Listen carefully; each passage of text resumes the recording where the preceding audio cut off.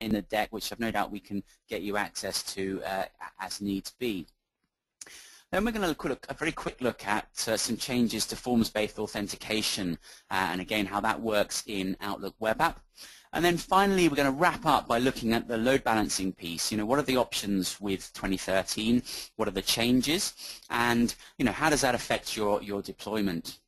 I'm then going to hand over to Carl from Kemp, and he's going to take you through some of the Kemp specifics, some of the capabilities of their devices, and in particular a look at what to do in the post-TMG world when we're really looking at ways to publish Exchange to the internet.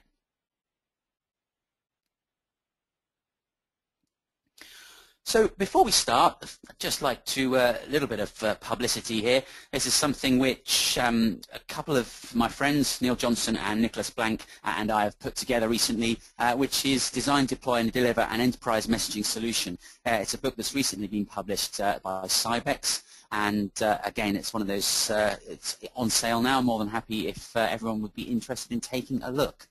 But having said that, let's get stuck into the client access server role. So this is really the key to enlightenment. This is really where we need to start. We need to understand that for any given mailbox, the user is always going to be served by the server that hosts the active database copy. So if we look at this scenario here and we click through, essentially the user is going to come in, they're going to hit a load balancer of some sort, and that will get them connected into one of many client access servers. The client access server then will always try and figure out where their active database is and pass that connection through in some way or other. And we'll talk about the specifics of how that happens a little bit more in a minute. So the key thing is that we've got to get to that active copy of the database. And it's at that back end, that mailbox server, where all the intelligence happens. That's where all the states maintain and where all the processing happens. The client access server is really just getting you there and getting that connection there. So that's really key, and we're going to go through that multiple times throughout the session. So what is CAS actually doing?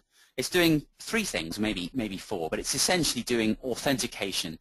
So you're going to connect as the client, and you're going to authenticate your connection.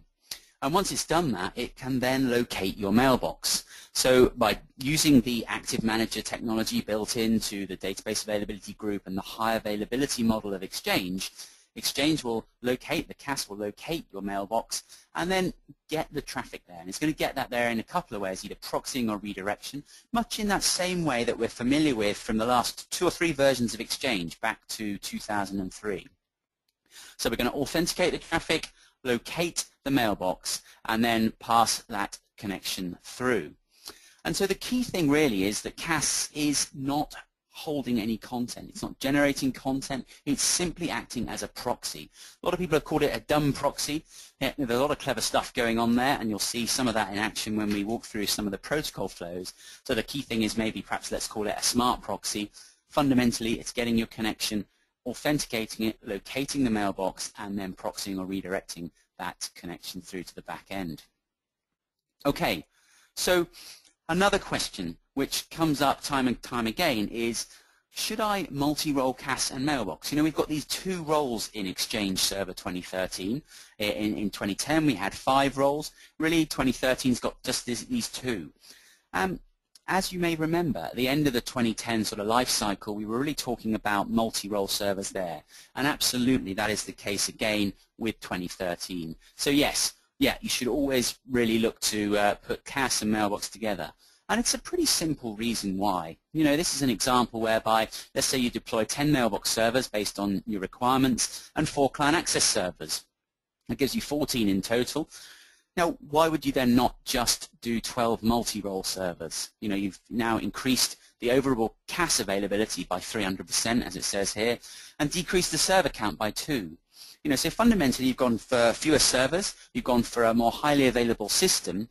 The other key thing is that you've increased simplicity no end. So you've moved away from a model whereby you're actually having 2 different server roles on different perhaps types of hardware, maybe with different sizing and different drivers and so on. to a much simpler model whereby you have this kind of brick building model whereby all the roles are the same, all the servers are for Exchange are the same. So really important stuff there. If you want to see some more on this, Jeff Mealiff did a session at TechEd. There's a link here in the deck which you can get to look at that, and it's all about sizing Exchange and how you might roll these things out. And he talks about this a little bit there as well. So, just setting the scene there, we've got these two major roles in Exchange 2013, Client Access and Mailbox. Client Access is working as a stateless proxy, getting your connection, authenticating it, locating the mailbox, and passing it through. So, what does that mean in practice? We've got three of these different examples. Of course, there are lots of different protocols that occur on Exchange, including things like IMAP, POP, Exchange Web Service, and so on, Exchange ActiveSync as well. We don't have time today to go through all of those in a lot of depth. That would take too long and not leave us time to talk about any of the load balancing material and so on. So we're really just going to focus on three of the key ones here, and starting off with Autodiscover. So what happens when you go and try and connect to Exchange? Well, to start off with, you're going to look up where is the Autodiscover record. And if you're external, that happens via DNS, autodiscover.contoso.com in this example. If you're internal, it would happen via a service connection point, SCP. And that's something which is stored in Active Directory, and again, for internal services, points you to the right place. Here we're going to talk about external ones, but this will be exactly the same for internal as well. So what you can see here is that we've got 2013 and 2010 in play here. We've got an internet-facing site with 2013 and 2010, and then on the right-hand side we've got a purely intranet site, so as in not internet-facing, and that's just got 2010 in it. So let's talk through some scenarios. The client comes in, looks up in DNS, hits Autodiscover, and then we're basically going to come through the load balancer and hit the client access server. So this will be the 2013 client access server because you'll have moved the incoming connections across to it. And bear in mind here that the mailbox is on the 2010 box on the left-hand side there. So this is in the internet-facing site. What's going to happen next? Well, essentially we're going to proxy that connection straight through to the CAS 2010. And CAS 2010 will prepare the XML file and so on and send that back off to the client, which will give it all the relevant URLs that it needs to connect to the rest of Exchange. So really very straightforward, simply proxying the connection across, and 2010 handles the request. Now what about if we had that mailbox in the intranet site, so in other words, not with external URLs set? Well, in this case, we're going to hit DNS, and again look up Autodiscover, and come through to that 2013 server in the main site. However, this is where it goes a little bit different. This time we proxy across to 2010 CAS in that intranet site. And of course then it handles the request and sends back the relevant information as the XML file with the URLs needed to connect to that mailbox. So that's it. Very straightforward. And you're going to see this time and time again with 2010. Pretty straightforward, just going to proxy and then make it work. What about if we change things around a little bit now then and move things over and have a look at a 2007 example. So same scenario, but this time just with 2007 instead of 2010. And this is where things get a little bit different. In this case, again, we do that first piece looking up Autodiscover, and we come through to that CAS 2013 box. Now, on the left-hand side, we've got the mailbox on the 2007 mailbox server, and fundamentally the difference here is that we don't connect to 2007. So actually what we do is we move through to 2013 on that mailbox server in that main internet-facing site. Now you may be thinking, why on earth do we do that? How's that going to help? If you remember, the 2013 mailbox server is made up of all the roles of a 2010 multi-role server. Essentially, you had mailbox, CAS, and hub on there all together. And fundamentally, the logic that we used to use for 2010 to 2007 migrations is still actually there under the hood.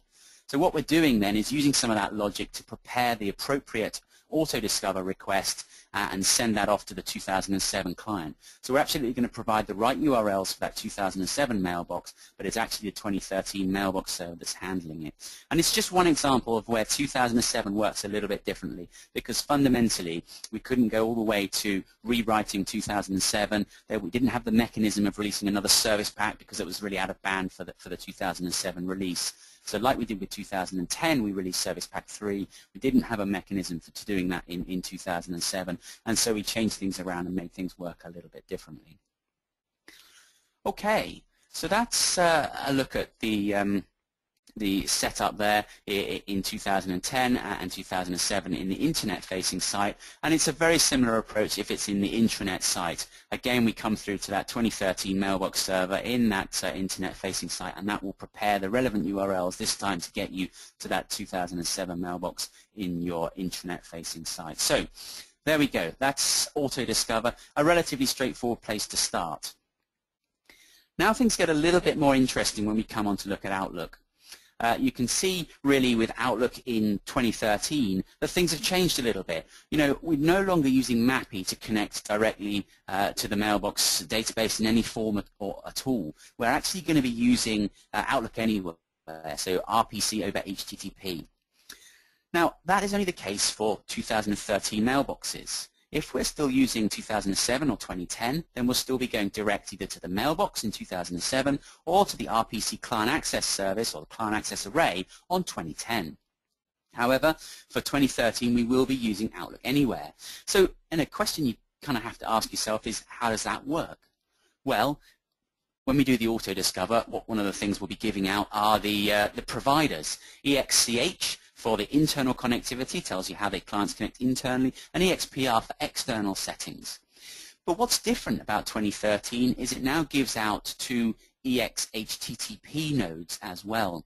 So one of those is for internal connectivity, and one of those is for external connectivity. So fundamentally, an Outlook 2013 client connecting through to a 2013 mailbox, or for that matter 2007 or Outlook 2010, connecting through to a mailbox on 2013, will be using Outlook Anywhere. And that's one of the things that's really important to check. Place for the Outlook clients, because that's what allows it to understand those new EXHTTP nodes. One thing just to be aware of is that internally we're doing HTTP by default, and externally we do HTTPS. Fundamentally, it's not a major issue because internally we'll be using sort of integrated auth, and that means that the password is not going over the wire. And it does mean we can get up and running a little bit more quickly. But generally speaking, you're going to want to change that around because things like EWS, so web services, and offline address book still require HTTPS. So you're still going to get some of those certificate pop-ups and so on if you don't change that around and make sure that it's using proper SSL HTTPS. So that's just a little bit of a heads up on what's changed around the client. Let's look now at some scenarios again. You can see that we've got the familiar internet-facing site and intranet site. And in this instance, a client's going to come in. Remember, we're doing Outlook Anywhere here. Mailbox on the left-hand side on 2010 or 2007 for this matter. What are we going to do? We're going to hit the 2013 CAS, which is enabled for Outlook Anywhere. We've got the authentication set up.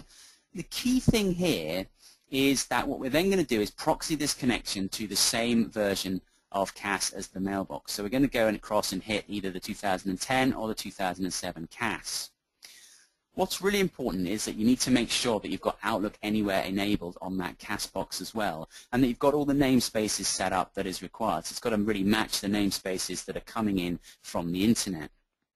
There is one other really key thing, which is that when we proxy that connection, because essentially we're going server to server, 2013 CAS to 2010 or 2007 CAS, the key thing here is that we need to make sure we've got NTLM authentication enabled. So IIS auth needs to be enabled on that 2007 or 2010 CAS box. So we've done one or two things around the roll-ups that have enabled that. It enables us to do that by using the set Outlook Anywhere PowerShell commandlet to set different types of authentication. Because remember, generally speaking, people set up Outlook Anywhere with basic authentication. Fewer people set it up with NTLM. So we actually need to split that out. We can actually have both of those active at any one time using the, as I say, set Outlook Anywhere and then the client authentication method and IIS authentication method PowerShell commandlets and parameters. So well worth just bearing that in mind. And by doing that, then we can get that connection through. And it's very much the same on the non-internet facing site. So when we're on the intranet facing site, not externally accessible. And that's a bit weird, frankly, because when you think about it, on that intranet facing site, you're not going to have Outlook Anywhere set up because it's not internet facing. So you do need to go ahead and do that. You need to make sure you've got Outlook Anywhere set up on any of these CAS boxes, and again enable the relevant types of authentication. So just double check all that, make sure you've got the namespace is the same, all as the one that you're publishing, mail.contoso.com in this side, and then make sure you've got authentication set up as well, which must include NTLM on those CAS servers that we're proxying across to. Okay, so that's a look at Outlook and the Outlook connectivity piece. How about Outlook Web App? Well, this is, again, for the 2010 scenario, relatively straightforward. You can see that, again, we've got the same sort of scenario of a client coming in and a mailbox on 2010 in the same internet-facing site. Now, in this case, we're going to get the nice new white authentication page for 2013. The funny thing about that, of course, is that fundamentally users are going to think, wow, we've got this new upgraded site. And then, of course, what's going to happen? Yep, you guessed it. We're going to come across, proxy across the 2010 CAS, and they'll get exactly the same experience as they would have done on 2010. Because remember, the Outlook Web App experience is driven by the back end where the mailbox is stored.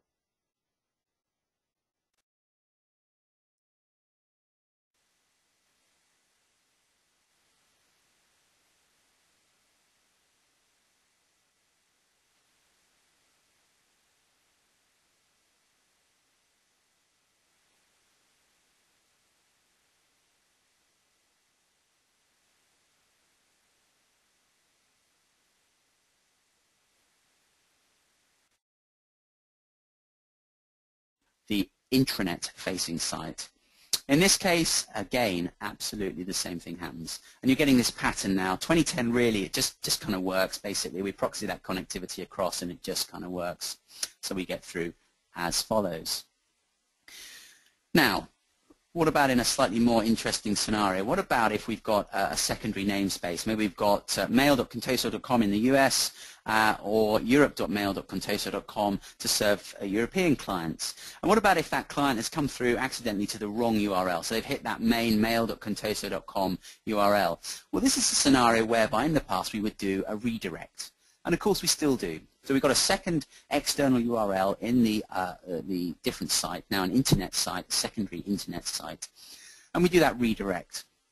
As you may remember, 2010 Service Pack 2, I believe, added in the concept of silent single sign-on, so single sign-on or silent redirection.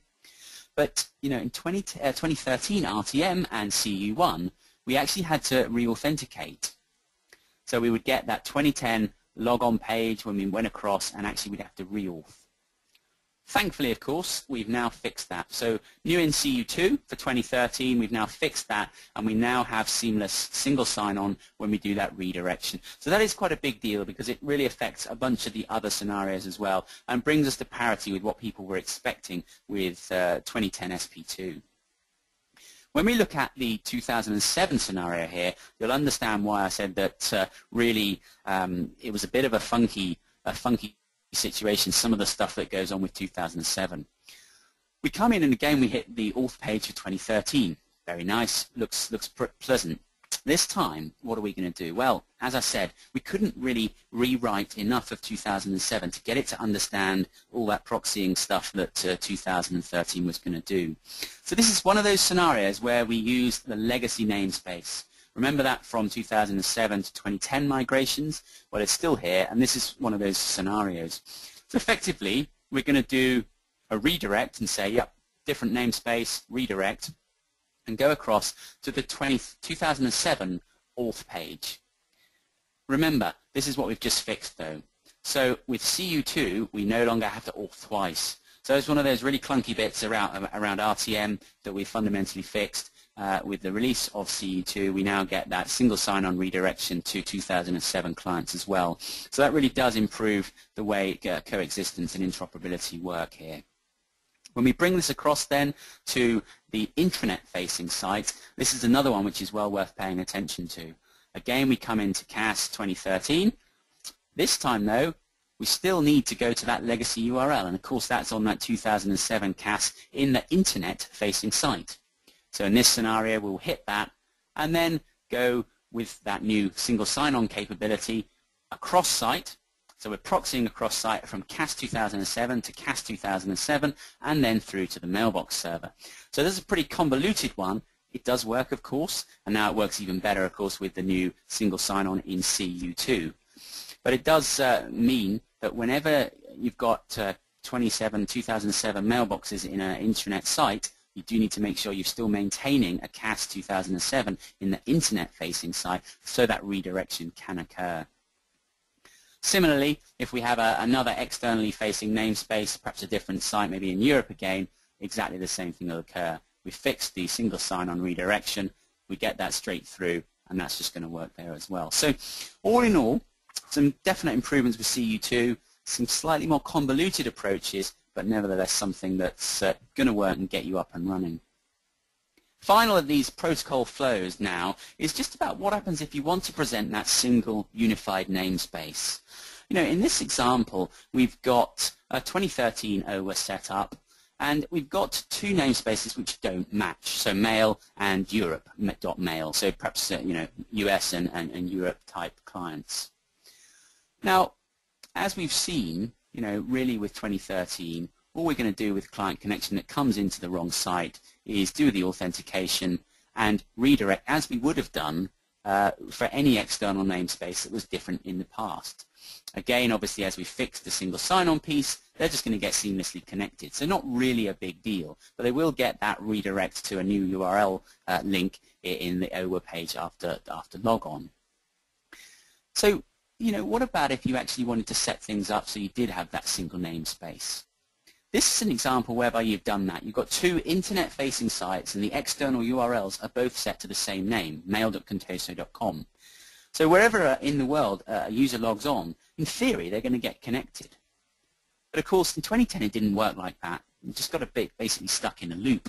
You know, if you hit mail.contoso.com in the primary site, it would say, okay, your mailbox is in that second site, so the external URL is mail.contoso.com. Great, okay, well that's fine, but when we hit that, of course what we would do is look that up in DNS and we may end up back in the same place. Not very helpful, and you just get stuck in a constant logging on loop when basically you were never going to get connected to your mailbox. Well, thankfully, with 2013, we've now fixed that, and we've got the same namespace in both locations. 2013 will detect that. It'll say, yeah, okay, I see that you've got a second internet-facing site. It's got the same external URL, so why don't we just make this work? Let's proxy directly from the 2013 CAS in the primary site across to that secondary site and get you connected directly to your mailbox.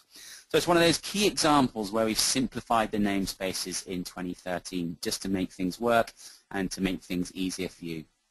So, a few summary items here. 2010 to 2013 or 2013 to 2010, relatively straightforward, just proxying the traffic across. 2013 to 2007 coexistence, a little bit more complicated in places. We're doing some redirection to the legacy namespace for OWA. We can still proxy things like Autodiscover, POP and IMAP and so on. And, you know, fundamentally some quirks there. So really I would drill into these. There are a few more slides in the deck which cover some of the other protocols. Well worth a look through and just build those out yourselves. As I mentioned, you still need to keep that 2007 CAS in the internet-facing site for as long as you've got 2007 in non-internet-facing sites so that we can do that cross-site proxy from CAS to CAS. Right, so that was a bit of a whistle-stop tour, but nevertheless it covered a lot of ground there, and as I say, well worth having a listen back. You know, there's some slides in there that's worth a look when you get the deck, and I suggest just walking through those to make sure you really understand what's going on under the hood. So, we mentioned that there are some changes in 2013 around forms-based authentication. You know, one of the key things is that we're no longer requiring affinity. In other words, we don't require the ability for a session to be maintained to a particular client access server as we did in the past with 2010. Now, basically with 2010 we were using a cookie to do authentication, and actually we still are. So fundamentally we were connecting up to a CAS box, authenticating with this cookie, which was signed by the CAS and the client and made sure that we could prove who we were, obviously, and that we were connecting to the relevant CAS. Now, In 2013, we've changed things a little bit because, what actually happened, of course, and you may have seen this happen, is if you accidentally ended up presenting that cookie as a token to another client access server for whatever reason, maybe affinity didn't work or maybe that server went down, then you got that real prompt. You got the little window popped up and said, well, actually you need to log in again through the Formsbased authentication page. Well, in 2013, we've fixed that. What we've done and how we fixed it is we've made sure and assumed that we have exactly the same certificate on all the client access servers. So if we're using exactly the same CAS certificate on all the CAS boxes, and it's got to be the same cert, in other words, the same cert with the same thumbprint, the same private key, and so on, then fundamentally, no matter which of those client access server boxes the client hits first, it'll get that cookie, and that'll be used as its token. Fundamentally, it's encrypted using the public key of the SSL cert, which is, of course, across all of those client access boxes. And that means that no matter which client access server the client hands that cookie to, they will always be able to use that private key, which will be the same across all of them, to decrypt it and, of course, then authenticate. And that's it. So it's a simple concept, but something which does fundamentally change the way things work, because if we go back to that slide that we first started with, it means that no matter which client access server you hit, we can always route you through with that same authentication token to the mailbox server which is handling your active copy of your database. Right, so that rather leads then into load balancing, because of course this touches on some of the changes that we have made in the code here. So, as I mentioned, Exchange Server 2013 no longer actually requires affinity.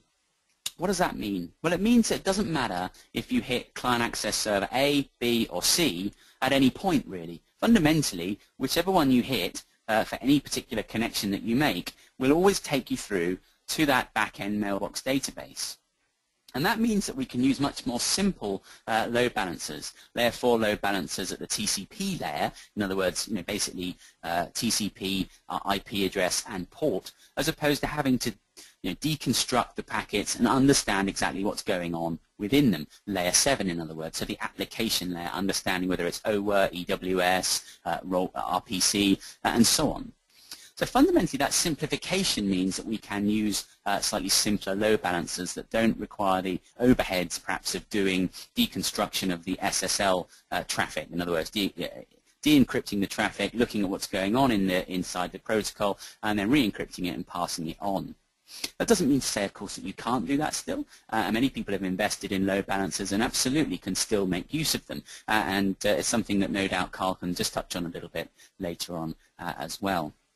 But fundamentally, we've got to bear this in mind. The key thing is that any connection can hit any CAS, and you'll always get passed through to that relevant mailbox server. And the fact that we've got that same cookie and the same certificate now across each CAS means that we won't get prompted for re-authentication. So the CAS in itself is not holding state. It's simply proxying through the connectivity to the relevant mailbox server.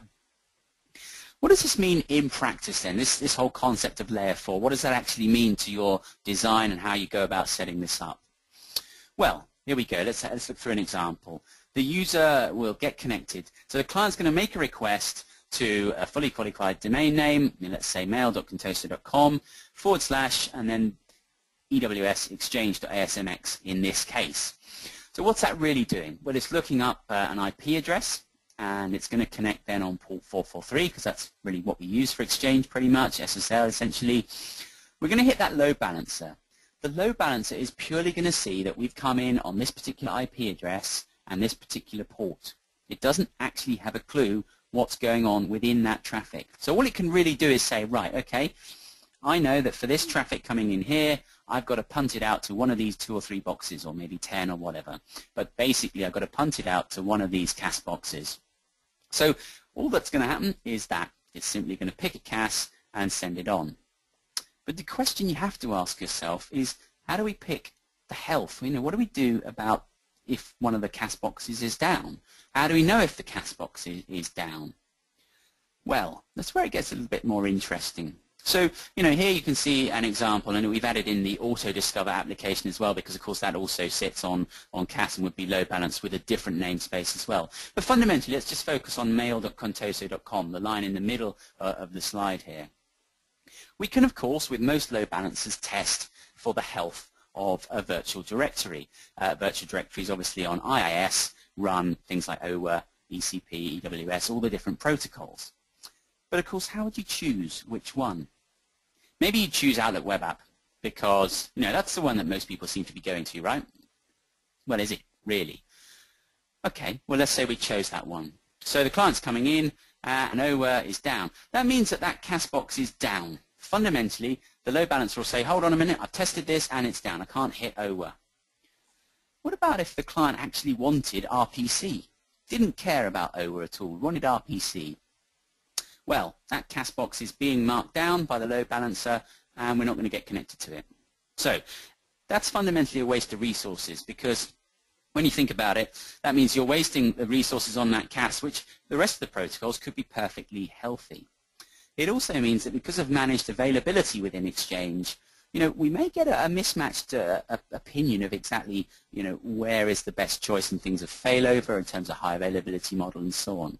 Again, well worth watching some of the tech ed presentations around high availability and site resilience and so on for more information around that. So, basically what we've done, we've got a situation where we're using just a small part of CAS to determine the health of the entire CAS.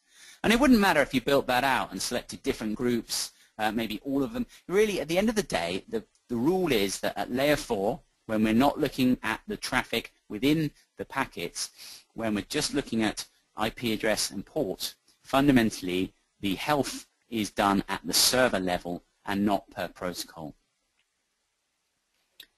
So we talked a little bit about this health checking stuff. How are we actually doing that? Well, Exchange 2013 includes a built-in health check page. So basically each of the protocols, if you go to server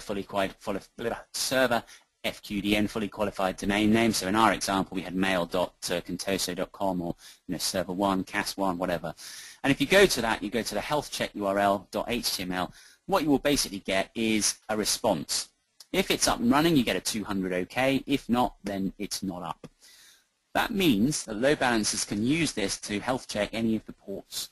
Of course, it doesn't help us, as we've talked about, if the load balancer doesn't know which port or protocol is coming in. So key thing is just that there is a mechanism for health checking the different ports. But to bear in mind that at layer 4, we can only really do that per server. We can't do that and dig into each individual protocol. So what about at layer 7?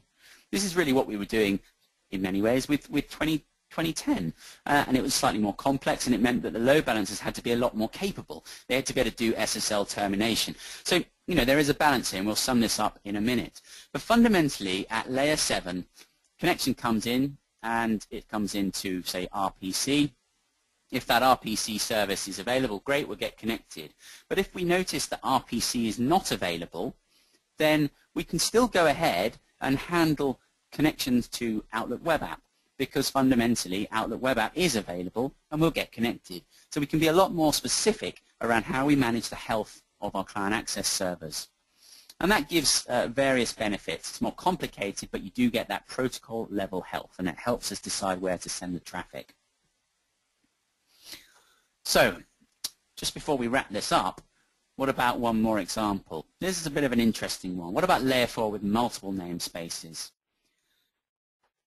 You can see here that what we could do is still have that one-to-one mapping, but in this case have different namespaces. In other words, different IP addresses, and the same port generally speaking, but different IP addresses for each of those namespaces.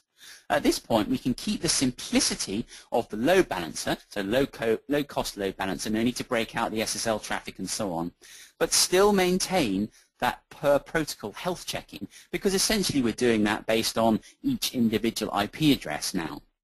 Now, of course, that does add some complexity because you've now got multiple namespaces, but there's a tipping point and a balance here. So With that in mind, what are the options? We've looked really at providing you choice. With 2013, the idea was to simplify things so that you could use more cost-effective load balancers. Certainly at the lower end of the market with smaller deployments, you can go down that route of getting it just up and running. You could even go down to the sort of DNS round robin to some degree, or Windows network load balancing. But generally speaking, we'd recommend a hardware load balancer or a virtual load balancer device of the likes of the stuff that Carl from Kemp is going to talk about in a moment.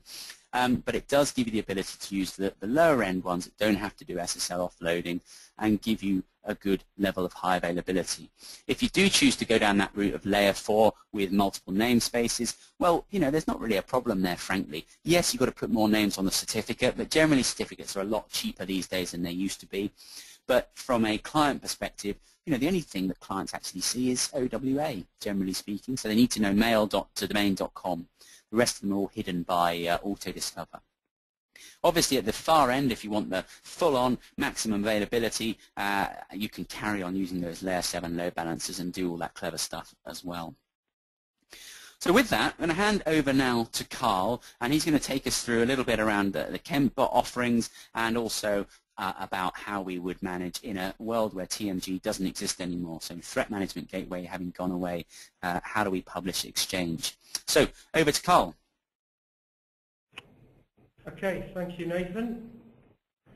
So I'm just going to wait for Deirdre to allow me to change my screen so you can see my presentation.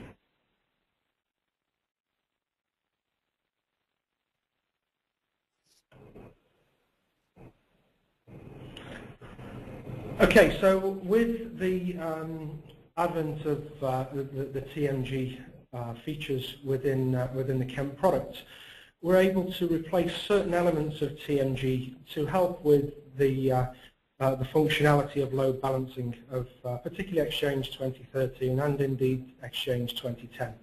So for those of you that are concerned around what to do next or where to go for these TMG features, there are two key elements to look at. One is the security, which is potentially left with firewall vendors, and two is the reverse proxying, load balancing, and also the pre-authorization techniques within the load balancer. So at Kemp, we're not just a load balancing solution as such per se with our latest release.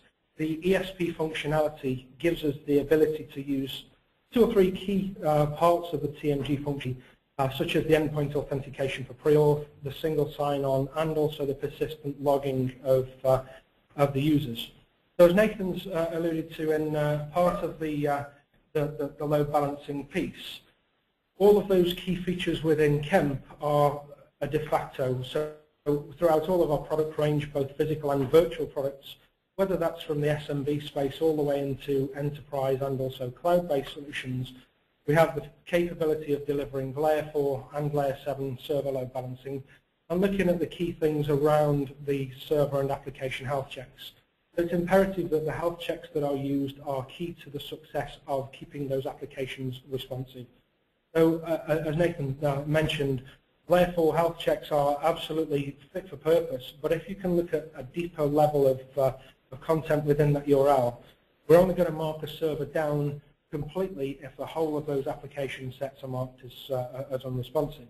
So the resources, the availability of those servers is always going to be kept to an absolute maximum on the basis that you choose an application health check to tick into that service. So the key thing for Kemp as a load balancer and also 2013 is, from an Exchange perspective, is 2013 doesn't support the SSL offload. So absolutely you could deploy a Kemp solution in keeping with the layer 4 messaging, but still have the functionality to do a per service health check based on layer 7, and also then look at additional security functionality around the SSL offload, and indeed persistence. So persistence is as good as your IP pool. So if you have a very small IP pool at layer 4, it's very, very difficult to determine those resources on the basis that you may have hundreds, potentially thousands of users that are all represented by a handful of IP addresses, whether it's proxied by firewalls or VPN devices. So by looking at layer 7, doing the SSL offload on the load balancing appliance, both physical and virtual, we can determine then who that user is, how they're presented, and determine which servers they do connect to based on the persistence methods chosen. The other key things around load balancing are some of the ADC features. So those AD features may come into play, such as the SSL acceleration in ASIC, which is through the majority of our hardware range, and also key security features around intrusion prevention. So if you are bypassing certain firewall mechanisms and allowing connections into the network, there may be key things in there that you want to make sure that they are clean before they're delivered to those servers. So SSL offload goes a long way in helping with the layer 7 awareness of the application. It also overcomes issues around persistence methods that may be a little bit cumbersome to attack. And the other key thing is our high availability across the whole of the range is an active hot standby solution that is, in essence, it's a like-for-like product sitting alongside each other in a single logical pair of devices. So our ESP functionality brings together a persistent log file. So these log files are basically who, what, where, when, and how. So we can interrogate those log files to see who was connected, when they connected, and which applications they've gained access to. So for those customers that need some persistent logs for auditing purposes, they are inherent on the devices.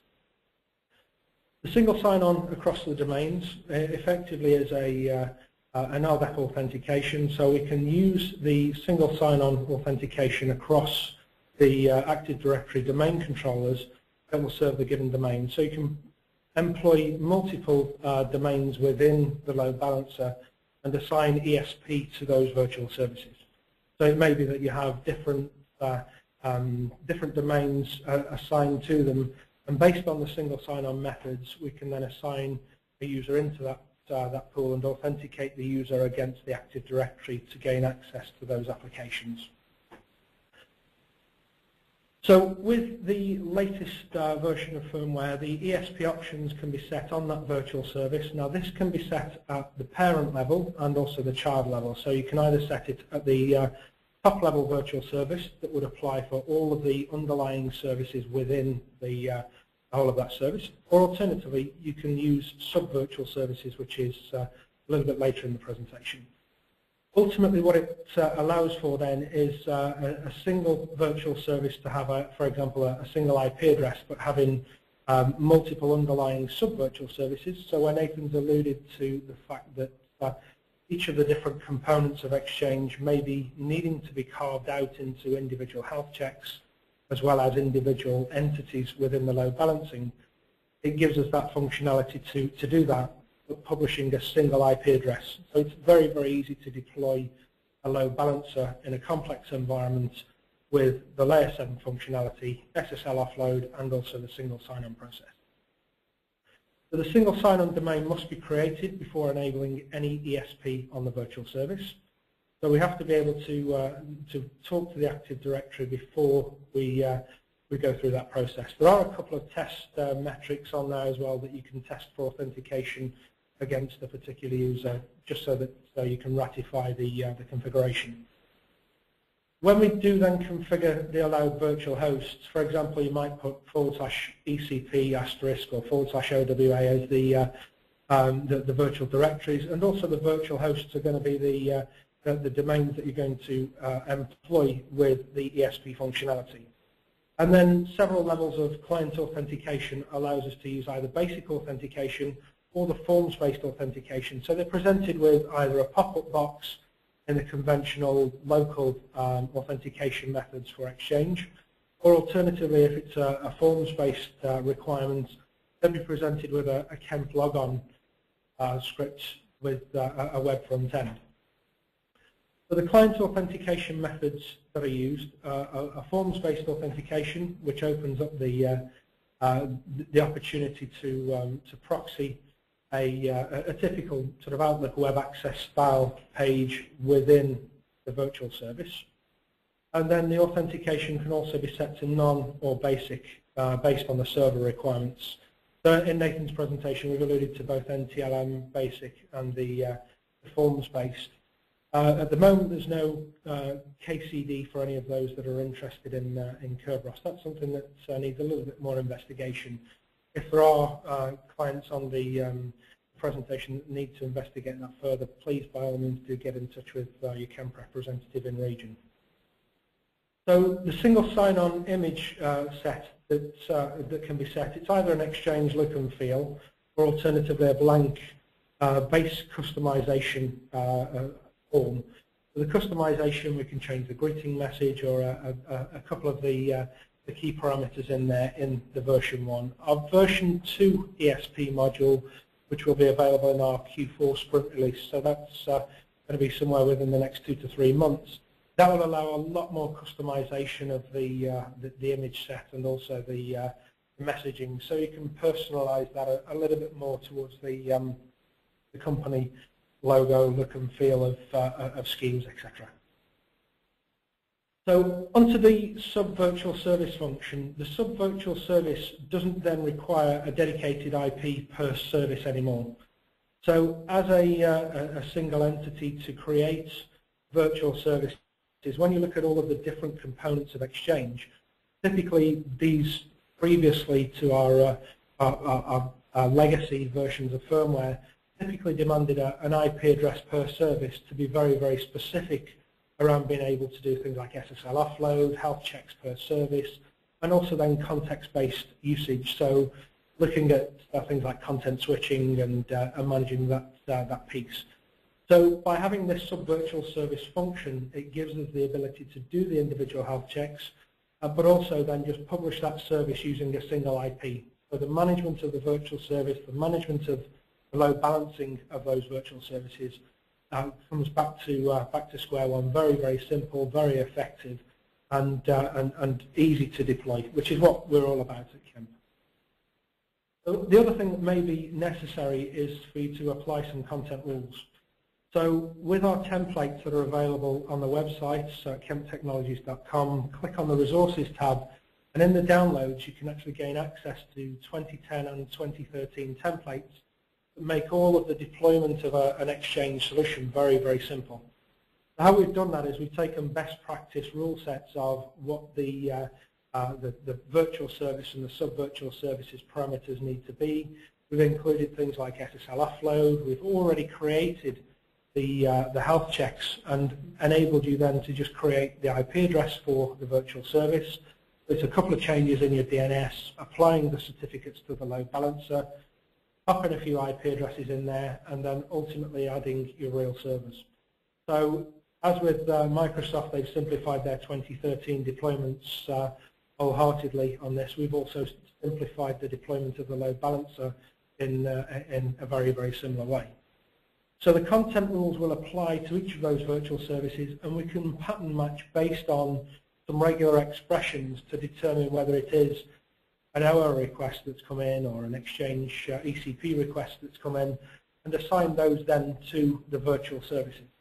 So this opens up the ability to use different parameters, whether there's an SSL offload for OWA and then a re-encryption option for the back end with the lack of SSL offload in 2013, or alternatively it could be an Autodiscover function that needs to just be proxied straight through to those servers without any SSL offload whatsoever, and it's just passed straight through. Again, simplifying the whole deployment and also making each of the elements very, very functional but very flexible. So the login page looks very similar to this. So you've got a Kemp logo in there, customizable in the next release. But ultimately, it's very, very similar in the stature to the OWA login. So it's the main /user and then presented with the password. The back-end Exchange server must be configured to basic authentication for this form to work. So in essence, for those of you that are looking for the TMG replacement features, you'll find 3/4 of those in the Kemp solution. If it's the security side with the additional functionality around some of the firewall and termination points, then it needs to be a security conversation. There's a pre-sales team within Kemp. We have the ability to know where our boundaries lie and also what benefits you will gain from having the ESP functionality, along with the reverse proxy and also the load balancing functionality as an ADC. So from a tools and trials perspective, all our products are available to try from a virtual perspective free of charge for 30 days. So you can go to kemptechnologies.com/try and download that trial under no obligation for 30 days. Test it, try it, put us through a paces, and make sure that we're doing exactly what we need to do to make your lives very, very easy on the exchange resiliency piece. There is also a sizing tool as well. So the sizing tool is akin to Exchange, using typically 2K key sizes, and you can plumb in some numbers and you can get an output on the sizing tool that will give you an idea of which product is going to be fit for purpose and also give headroom in whichever appliance you choose to go down that route. So as a sizing guide, make sure the numbers that you do plumb in there are as accurate as possible. That then means you're going to size the product correctly, and along then with obviously the team over at Microsoft, speccing out and scoping out the whole design of the Exchange 2013 piece should then be a very simple, straightforward process. For those of you that are keen to see a little bit more about the ESP demo, obviously we're a little bit short on time for today based on the hour presentation. There is a 15 to 30 minute video of our ESP demo online. There are several other videos in there that cover all of the other different aspects of load balancing as well. So I would urge you to take a look at those and also the resources. And the templates as well, free of charge. Please, by all means, use them as part of the deployment if you do look at a trial for the Exchange 2013 migration. So one thing I wanted to just throw in as a curveball off the back of the presentation is we're about to announce our new VLM range. So the VLM product range has moved to a 64-bit platform. Off the back of the presentation today, as of Monday, you'll be able to download the new VLM 64-bit operating systems, so the VLM 200, the 2000, and the 5000. So as 64-bit platforms, we've been able to open up those features and functions based around the SSL throughput. So for those customers and potential clients that are on the call today, it's safe to say that we have both physical and hardware, as physical devices as hardware appliances, and also the virtual elements of our products now capable of going into the enterprise space for each of the different types of deployments that you're going to come up against. So those will be available as of Monday. So please, by all means, use the trial to download each of these new opportunities. And as you can see, the VLM 200, 2000, and 5000. They're restricted based on bandwidth and the SSL throughput, but the rest of them, all of the key functionality around the load balancing and typically the ESP functionality from the VLM 1000 upwards is straight across the product range. And last but not least is the VLM Azure. So for those of you that are on the Office 365 environments, potentially there's a Kemp load balancer in there that you could use within the Azure-based offering from Microsoft. So that pretty much brings me to the close on the ESP functionality. For more information, please by all means get in touch with the in-region representatives of Kemp. And once again, thank you, Nathan, for hosting the presentation today. And back to you. No problem. That's great. Thanks very much, Carl. So, I mean, really just to wrap up then, a few final points from my point of view. As we talked about throughout the session, client access, it's doing some simple things. It's basically going to authenticate your connection. It's going to locate the mailbox, and it's then going to connect that either through proxying or redirection. Remember that with 2010, it's going to work almost seamlessly, really, with proxying directly there to the 2010 CAS. With 2007, there are a few more workarounds that we've used in order to make things come together, really because of the ability not to go and unpatch and put a service pack together for 2007 being an older product. But nevertheless, that's fully functional. And of course, with the cumulative update 2 for Server 2013, Exchange Server 2013, we now have the ability to do that seamless single sign-on without the need to authenticate again. Finally, of course, as we've both now discussed, there's no need for session state on Client Access 2013. That is all handled really at the mailbox at the back end. So fundamentally, CAS just takes that connection and gets you through to the back end. Of course, maintaining and managing the health of the class pool is important, and the load balancer can do that in a variety of ways. And the final point then is that really we do now have that ability to put client access servers directly on the internet if we need to. And that's absolutely the way, for example, Office 365 is working. We've got options to put in something like a TMG replacement that Carl's talked about, but we really do have the option to just publish that client access box directly on the internet behind the load balancer. So putting the load balancer out there and just having it connecting directly through into the client access box. So with that, I think we've got a couple of minutes. I see there are 1 or 2 questions that have come through, but it does actually look like the guys on the chat session have been doing a great job of answering them. So whether or not, Deirdre, I don't know whether you've got any further ones that haven't been answered. If there aren't, then again, thank you very much to everyone for coming and listening. Deirdre, are there any more questions or anything to say to wrap up?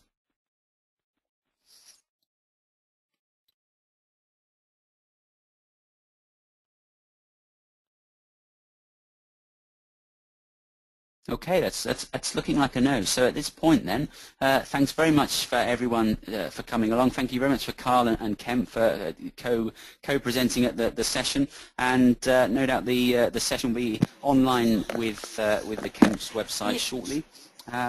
It will indeed. Yeah. Sorry, Nathan, I was on mute. I'll just we'll just maybe address 1 or 2 of the questions that came up just while you're online, if that's okay. So one of the questions from earlier was, we currently run an Exchange 2010 infrastructure without Outlook Anywhere. Do we switch to Outlook Anywhere if we start the transition to Exchange 2013? Is it mandatory, or will it make our life easier? That's a great question, actually. Yeah. So there's no absolute requirement to switch to Outlook Anywhere before you migrate. However, having said that, depending on how you've done your configuration, it may be worthwhile doing so. There is actually a blog post that Brian Day has done on the Exchange team blog, which covers ambiguous URLs. So have a search for that. That'll give you more information. All in all, it can benefit you to turn Outlook Anywhere on, but you don't have to. Okay. Carl, we have a question for you as well. One of the attendees is wondering if you could explain a little bit about balancing SMTP with Kemp, ensuring source IP is passed through to Exchange. So is there any network considerations to ensure traffic is not dropped once received at Exchange? Yeah, okay, so good question on that. So effectively, when you deploy the load balancer then becomes a hop within that communication. So if you are concerned about open relays, etc., then you may have to build in the fact that the IP address of the load balancer needs to be listed on the Exchange connectors purely and simply because the IP address that it's coming from is now going to report as that. The other thing that you could use is the X forward for, so that we can take the source IP address into consideration. But usually, either just adding the IP address of the load balancer into the Exchange piece is sufficient to overcome any rejections, because it always tends to be, as an SMTP protocol, it might be that the incumbent provider of the SMTP feed might be a third party, such as one of these online spam protection companies, and they'll feed that in. So the source IP address is no longer going to be them, it's going to be the IP address of the load balancer. So it's imperative that you make sure that we're presented in those connectors for the communication to be successful.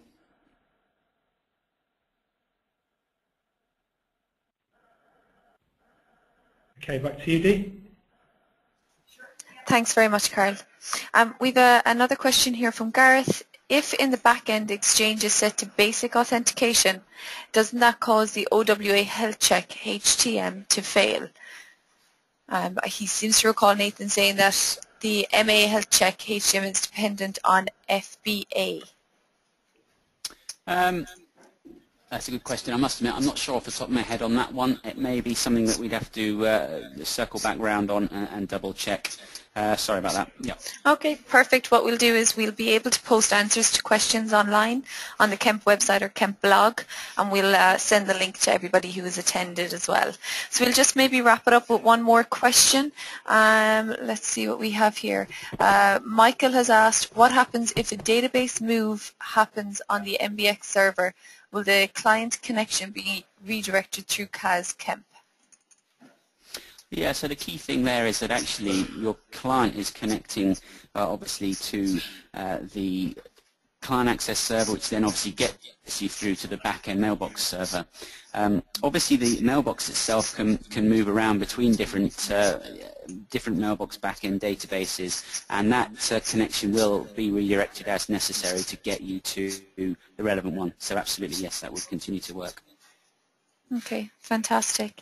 Well, I think just on time-wise, we've just reached our time limit. I want to thank everybody again for attending. Nathan, thank you so much. It was a fantastic presentation. Carl, thank you also. As we mentioned, the presentation, the slide deck, and answers to questions will all be available. We'll contact everybody who has attended in an email and direct you to the resources. We've had a lot of feedback, Carl and Nathan, just to say thanks. Everybody really enjoyed the webinar. So hopefully we can do a second one or version 2 later on in the year. So I think that's everything for now. Thank you, guys. No problem. Thanks very much. Thank you. Bye for now.